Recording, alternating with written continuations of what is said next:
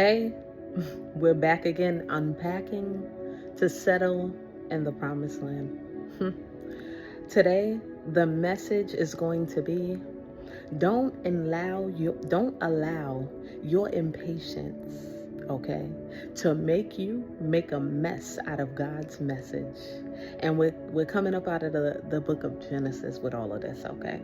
So, in God's covenant with Abraham, okay, the Lord came to him in a vision saying, "Do not be afraid, Abram. I am your shield, your exceedingly great reward." But Abraham said, "Lord God, what will you give me, seeing I go childless, and the heir of my house is Eliza of Damascus?" Then Abraham said, "Look, you have given me no offspring. Indeed, one born in my house is my heir.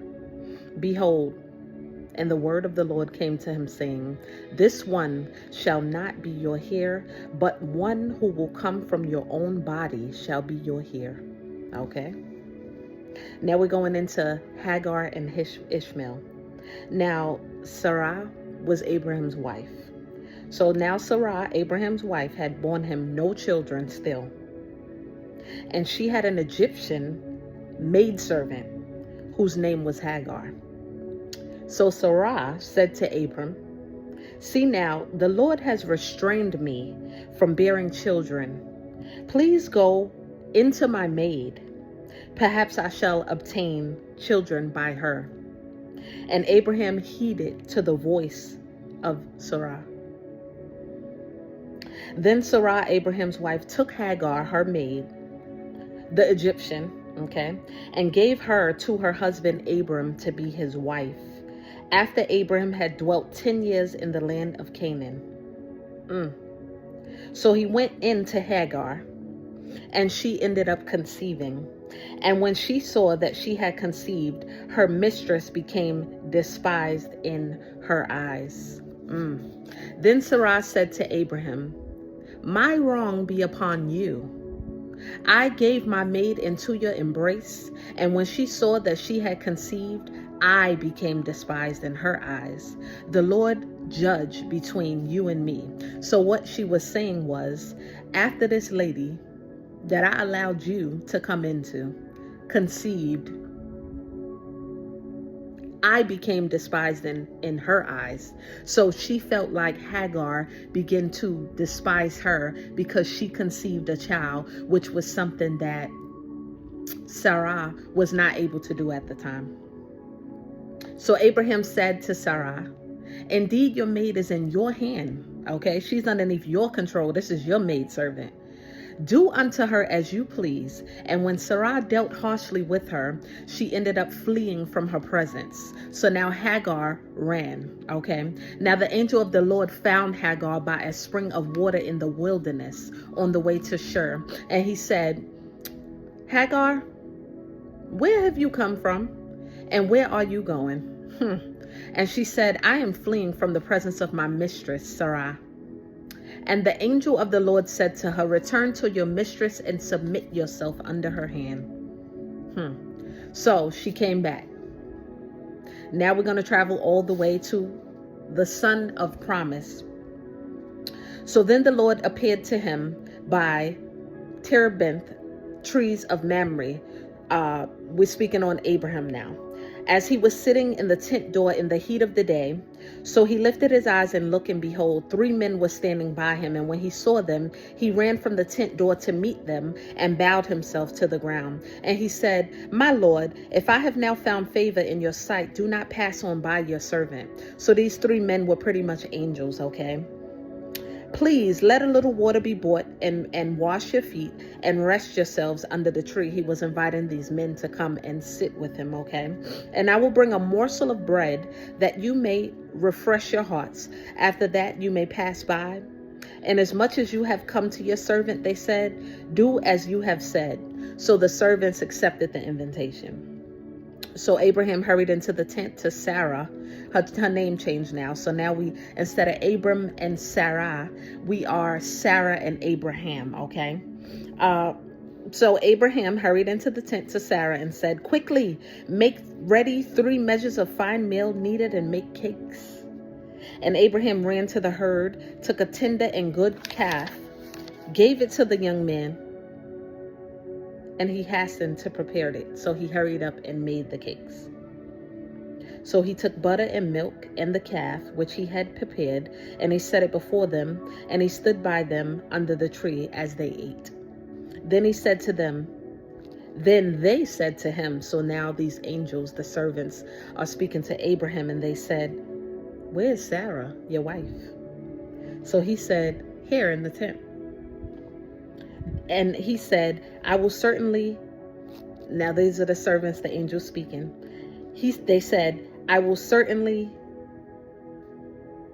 return to you according to the time of life. And behold, Sarah, your wife, shall have a son." So the Lord spoke to Abraham already. Now he loved him so much more that he sent an angel to confirm what he already promised. Okay, so the angel said, "And behold, Sarah, your wife, shall have a son." Okay. He told him he was going to return to him according to the time of life. And behold, Sarah, your wife, shall have a son. So he was saying, I'm going to come back to you at the appointed time. Now Sarah was snooping nearby in the tent door, which was behind him. So now Abraham and Sarah were old, well advanced in age, and Sarah had passed the age of childbearing. So if you can imagine, now she's pretty much like, I know it ain't no hope. It's not no way. So Sarah laughed within herself, hearing the words from the angel saying that, she was going to conceive. So she was like, "After I have grown old, shall I have pleasure, my Lord being old also?" And the Lord said to Abraham, "Why did Sarah laugh, saying, shall I surely bear a child since I am old? Is anything too hard for the Lord? At the appointed time, I will return to you according to the time of life, and Sarah shall indeed have a son." But Sarah denied it, saying, "I didn't laugh." For she was afraid, and he said, "No, but you did." You definitely did laugh. Okay, so now we're going to go further in to Genesis. Now, Isaac is born. Okay. And the Lord visited Sarah as he had said, and the Lord did for Sarah as he had spoken. For Sarah conceived and bore Abraham a son in his old age, at the set time of which God had spoken to him. And Abraham called the name of his son who was born to him, whose Sarah bore to him, Isaac. Then Abraham circumcised his son Isaac when he was 8 days old, as God commanded him to do. Now Abraham was 100 years old when his son Isaac was born to him. And Sarah said, "God has made me laugh, and all who hear will laugh with me." She also said, "Who would have said to Abraham that Sarah would nurse children? For I have borne him a son in his old age."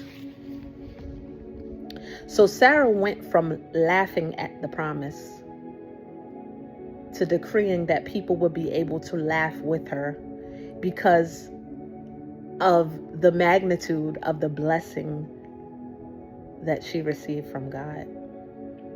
But listen, this is why it is important to keep our eyes fixated on the promise and try not to get in the way, because there is a appointed time for everything. And when we come in and we step in and we try to get in the way of what is promised, we begin to make a mess out of the message that God gave us. Okay?